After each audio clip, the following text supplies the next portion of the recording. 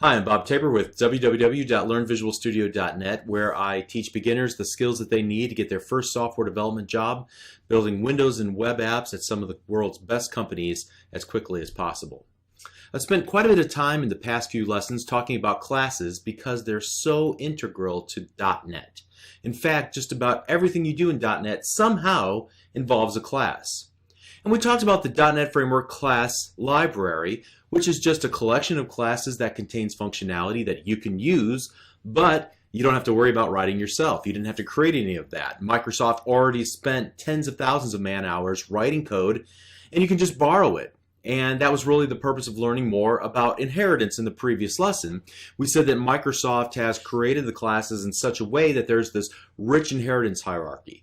It's a means of specializing and extending base classes.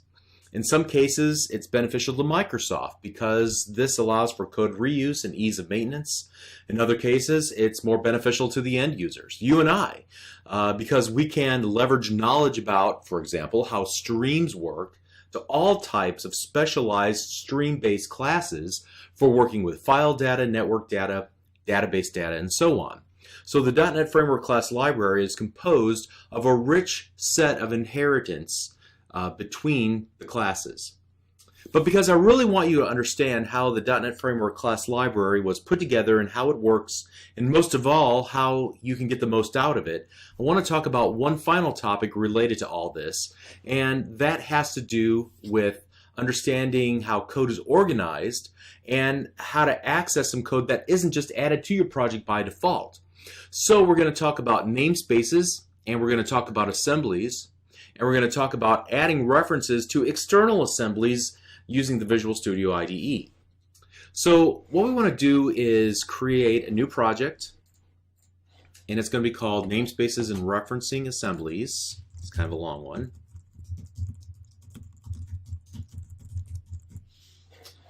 All right. So first of all, within the .NET Framework Base Class Library, or the .NET Framework Class Library, all the classes are organized into namespaces.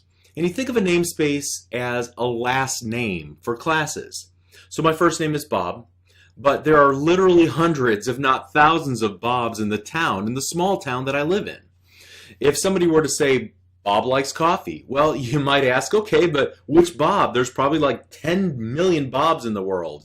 If they reply with my full name, Robert Theron Tabor, that Robert Theron Tabor likes coffee, well, now you should have a pretty good idea of who they're talking about. I'm pretty sure that the uniqueness of my middle name in combination with my first name and last name are pretty unique, so that might only identify one person in the entire world. The same is true with classes in the .NET Framework class library. With tens of thousands of classes in the library, it's possible that a single name is shared by more than one class. However, by using the namespace of the class, it removes the ambiguity. While you might know which version of the class you intended, the C# compiler, as it tries to make sense of your code and tries to create an executable file from all the code that you've written, it tries to resolve any references to the classes that you've used or you've referred to within your code. And we saw that a few lessons ago when I typed in the word stream reader, the Visual Studio IDE let us know that it didn't recognize the class name at all. So when the compiler is confused, it stops immediately. It forces you to explain further what you meant, and we call that a compilation error.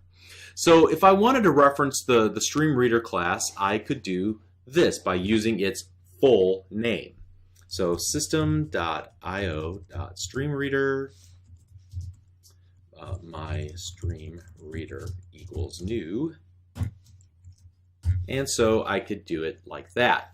So system, as you can see here, its full name, system.io.streamreader. The system part is a top-level namespace that many other namespaces and classes belong to. Secondly then, after system, there's the IO namespace, and it contains other namespaces and classes that deal with in and out, or rather getting data into and presenting data out from, or sending data out of the application. And then third, we see the name stream reader, which is actually the name of the class. So the System.io namespace illustrates that namespaces can, and often do, contain other namespaces. You can use any number of namespaces to keep classes organized and avoid naming collisions. However, the developers at the .NET Framework Class Library realized that too deep of a nesting structure would add complexity.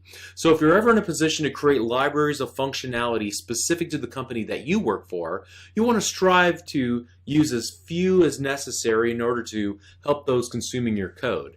Again, the creators of the .NET Framework Class Library try to keep it at 2 namespaces, then a class name. Occasionally that extends to 3 namespaces and then a class name. But they try to keep it pretty short overall. So you're looking at this and you might say to yourself, well, wow, that's one really long line of code. I mean, we were able to do it much more succinctly before, right? So how am I supposed to, first of all, memorize all of this? Well, while IntelliSense helps initially, most developers use a simplification. In fact, you've been using this and you may not have already realized it, and that is the using statement. So most developers rely on using statements to shorten the amount of code that they have to write. A using statement provides access to all of the namespaces and classes that belong to it so that you don't have to type it all out. So you're telling the compiler, hey, I'm using these namespaces, so before you complain and tell me that you can't find a given class name, please check these namespaces first, all right, the ones with the using statements there at the very top of this code file, to ensure that the class that I'm referencing in my code belongs to one of them. If you don't see it in there, then you can complain. So that's what we're telling the compiler by using those using statements there at the very top. So notice that there are this set of using statements were added by default whenever we created our project. The project template that we chose, the console application, adds these as a convenience so that you don't have to add them yourself. Now you can remove the using statements that you know you're not going to need. Like for example, I may know for this particular application I don't need system.collections.generic. I could remove that and there would be no harm done to my application. But honestly, there's no real reason to remove them as far as the compiler is concerned. It'll compile the code the same regardless of whether or not there are extra unused using statements. Some developers prefer to keep this list tidy so that they know when they're looking at the code exactly what's going on. So removing unused using statements helps them comprehend the code a little bit better, and so that's usually the course that many professional developers take. You can decide for yourself if that's something you prefer to do once you get more experience. For our purposes in these tiny little applications, it doesn't matter one way or the other. But when we're maintaining a larger code base and we want to be expressive in the code that we're writing, then we might take more time to manicure those using statements at the top of every file. All right, so let's do this. Let's comment out this line of code. We've taken this next step before, but I just want to revisit it in the context of this conversation. So we want to create stream reader, my stream reader equals new stream, stream reader, like so. And the IDE lets us know that it's not able to resolve the name stream reader because we haven't referenced its full name. So we see those little red squiggly lines under the word stream reader. And you know, we've noticed this before. Whenever I put my mouse cursor on that line of code, there's a little glimmer of hope. A blue dash appears underneath the letter S in stream reader, and that means a contextual menu is available. And so there's a couple of ways to invoke this contextual menu. The long way is that I could hover my mouse cursor over that little blue dash. It opens up a little contextual menu glyph, and then when I click down on the down arrow, it actually opens up the menu for me. And you've seen me perform this technique the last time that we attempted to work with the stream reader back in lesson 11 or 12. Now, the more convenient way to resolve this namespace is to use a keyboard-only shortcut that most professional developers prefer. And so using the mouse technique, once you hover over that blue dash, the context menu appears. The very first option is using System.io. If it's not already highlighted, you can use your down and up arrows to actually then press the enter key on the keyboard. So you can see what it did here. It actually added that system.io. But I'm going to remove that, and we're going to take the other tact, which is to actually use the control key on the keyboard and the period, and that will open up the menu as well. So your hands don't have to leave the keyboard. You just can hit control period on the keyboard, and it pops open that little menu, and then I can just choose the up and down arrows, use the enter key on my keyboard, and it accomplishes the exact same thing. Okay. So the control plus period is a better approach because your hands, again, don't have to leave the keyboard. It allows you to stay in flow and continue to work without having to move context back and forth between mouse and keyboard. Okay, so occasionally whenever you attempt to use a class in the framework class library, you'll get an error that says something about there being ambiguity. The reason is that you have two using statements that both happen to have a class with the name that you're trying to use. So in that case, where you have two using statements, and both of those using statements have a class that shares the same name, then when you try to use that class name, you'll get the ambiguity error. What you'll merely have to do in that case is use the full name for the class that you're trying to reference, like we've done here. All right, and that will get your code working again. So one last tip, if you need to look for help on a given class name or a method name, sometimes when you search, you might want to add the entire namespace, like what I have highlighted here. Otherwise, you might be looking at the help for a different version of the class that belongs to another namespace. I've made that mistake before.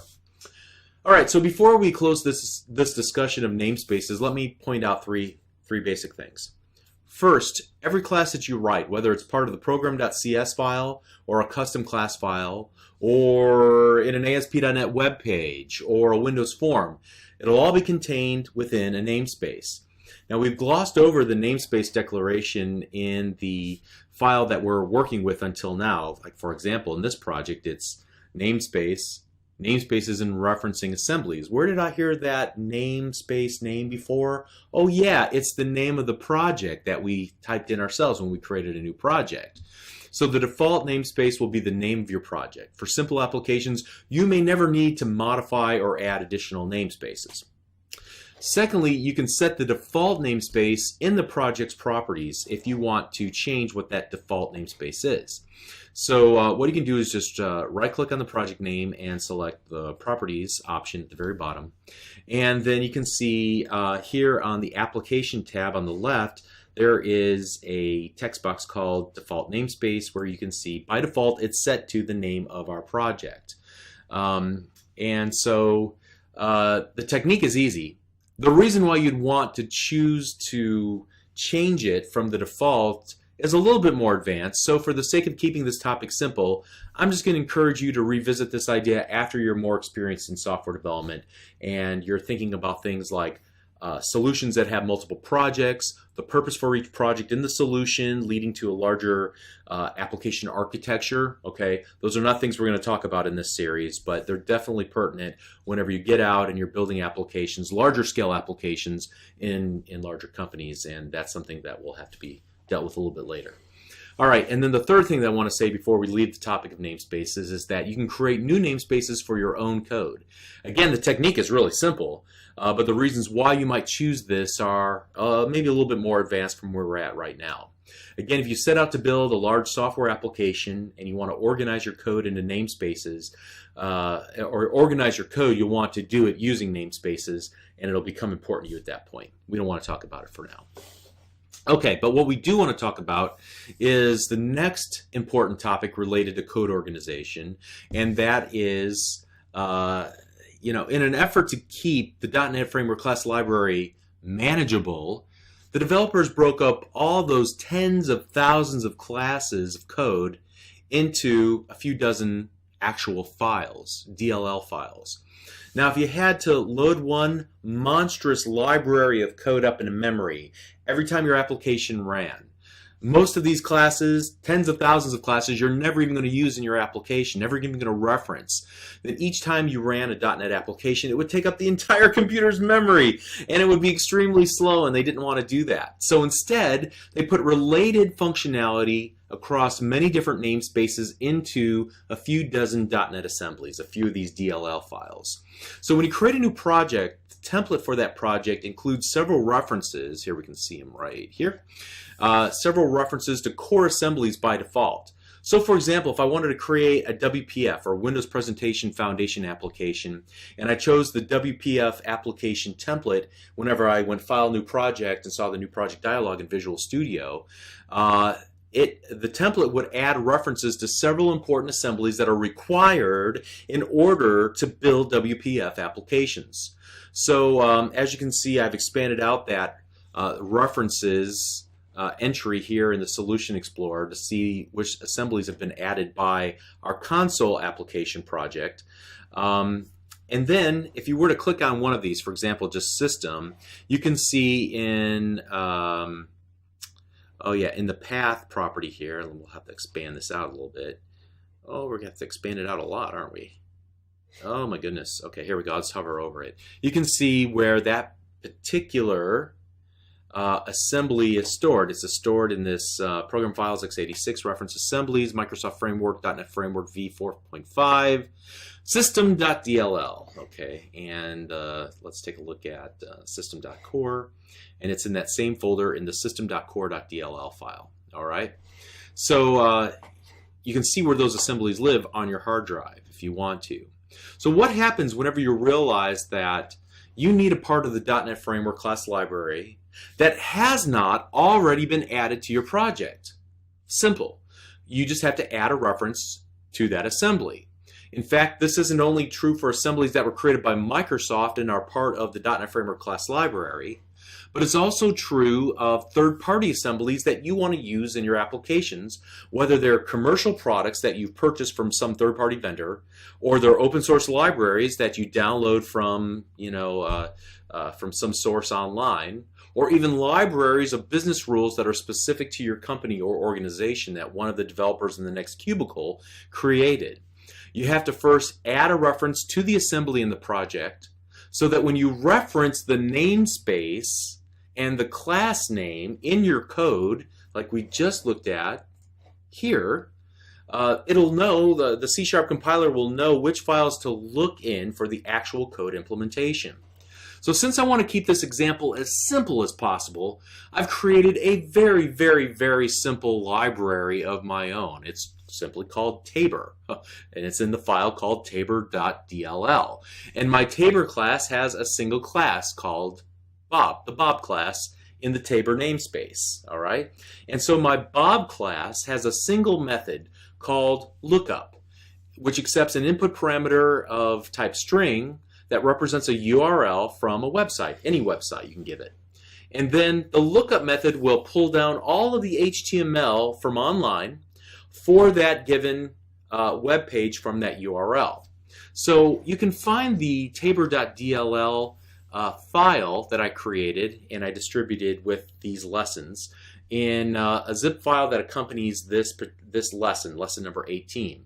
And so I've already, if you look in my documents directory, I've unzipped that particular zip file into a directory called lesson 18, and I've already got that tabor.dll file on my hard drive. So make sure that you have unzipped it someplace where you can get to it if you're trying to follow along in this lesson. The documents directory is fine, to your C drive is fine, whatever you feel comfortable with, okay?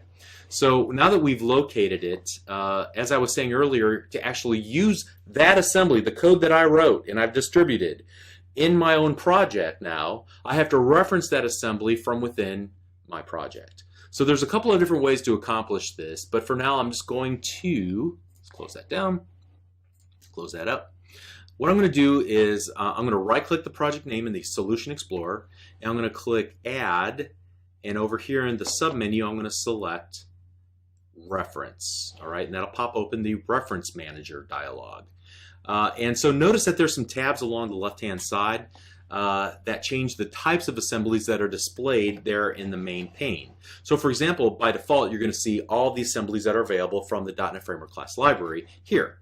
And you can see little check marks next to the ones that are already part of a project. Cool. All right, so since we're referencing a custom assembly that's in the Documents directory, what I'm going to do is click the little Browse here, and it says there's no items found. So I'll click the Browse button at the very bottom of the dialog, and this will pop open another dialog that allows us to select the files to reference. So on the left-hand side, I'm going to look for my Documents directory. There you are. And the Lesson 18 subfolder. There you are. And here's that tabor.dll file that we're looking for. I'm going to make sure to select it and then click Add. And now you can see that it is selected here inside of my Reference Manager dialog, and I'm going to click the OK button. And now if you take a look at our at the Solution Explorer and go to the very bottom, you can see that we have added a reference to the tabor.dll file that was out on our Documents directory. Great. So now that I'm referencing that assembly, I want to use the features of the Tabor assembly, the tabor.bob class, and I'm going to write the following code like so. Here, let me comment this out, and we'll start afresh below it. Here we go. So Bob, can't find Bob. I'm going to hit Control period on my keyboard, and see, it found it using Tabor. I'm going to add that using statement. Now I can do the following. Bob equals new Bob. That's an odd thing to say. So string HTML equals bob.lookup. See, I have one method there. I'm going to give it a URL. So let me give it a URL to my own website, http://www.learnvisualstudio.net. And then what we're going to do is a console.writeLine. And I'm going to give it the HTML string. And then console.readLine. All right, and that's all we'll need to do. And so now what I want to do is go ahead and run the application. Cross my fingers, hope it works. Awesome, it worked. So if I were to scroll up in this window, you can see there's so much content here on that home page that it didn't really easily fit in one viewing, so you have to scroll up and down. But there's just HTML there from the home page of my website. Very cool. And I'll just go ahead and enter to exit that. Great. So now what we want to do is actually open up Windows Explorer, and I want to see what actually happened in the bin/debug directory of my project. So let's go to Documents, Visual Studio 2013, Projects. I'm going to look for the Namespaces and Referencing Assemblies Solution folder. Then I'm going to look for the Project folder. And then I'm going to look for the bin folder, and then I'm going to look for the debug folder. All right, so here we can see that we have our actual application, the .exe assembly, .NET assembly, and then there's a bunch of files that we noted before that are used for Visual Studio, syncing up, debugging features, all that good stuff. But here also we see the tabor.dll file that's added as a result. You can see that the assembly is copied to my output directory, in this case bin.debug, which I'm going to need to distribute with my app whenever it's put on somebody else's computer. So you might be wondering, well then why don't I need to distribute, why didn't it put all the other assemblies in here from the .NET Framework? That's because in order for somebody to use your application, say you wanted to create a release version of your application, they already need the .NET Framework installed on their computer, and they need it updated to the version that you're using and that you compiled against when you went to build your solution, build your file, your assembly. Okay, so they already have it on their computer. It's just going to reference it in a common place on the computer called either the Global Assembly Cache or in a specific location to the .NET Framework. The .NET Framework will find the files that it needs, that it knows it needs, that it's familiar with, that were packaged with it. Okay, so you don't have to worry about that. Just any custom assemblies like the tabor.dll need to be then distributed with your application. All right, I realize that I just kind of brushed through that last part. It's not all that pertinent for now. It just works. Okay, as long as somebody has the .NET Framework class library in the .NET Framework installed, the runtime installed on their computer. Okay, so we learned in this lesson how classes are organized into namespaces to help disambiguate class names, or rather how to avoid naming collisions between two classes that have the same name but are in two different namespaces. So we talked about the using statement that allows us to shorten the full name of the class, namespace, namespace, namespace class, to just using the class name, and it basically, the using statement just tells the compiler that it should first attempt to resolve all class names against those namespaces that we've added into the using statements at the very top of our code file. I also demonstrated how to use the IDE to help find namespaces for classes that we want to use within our application. The little helper menu where you hover over it, and then also the control period technique that I demonstrated helps you get to create those using statements automatically. We talked about the topic of how code is packaged into assemblies, and that when you create a new project from a new template, part of the job of the template is to add references to commonly used assemblies. The .NET Framework class library is so large that it wouldn't make sense to add a reference to every single namespace and class all at once. However, if you need something from the library, you may need to add a reference to an external assembly. So additionally, many companies have created their own libraries of code that you may need to use if you go to work for them that encapsulate all the business logic necessary for a given area of their business. Also, there are third-party vendors as well as open source projects that provide libraries that you might want to use within your application. So in these cases, you have to add a reference to the assembly that contains the given library of code that you want to utilize. And then you can go ahead and use it within your app. Okay, so next up we're going to talk about those mysterious words, private and public, that keep popping up. We've ignored them until now, but we're going to discuss what they are in the very next lesson, so we'll see you there.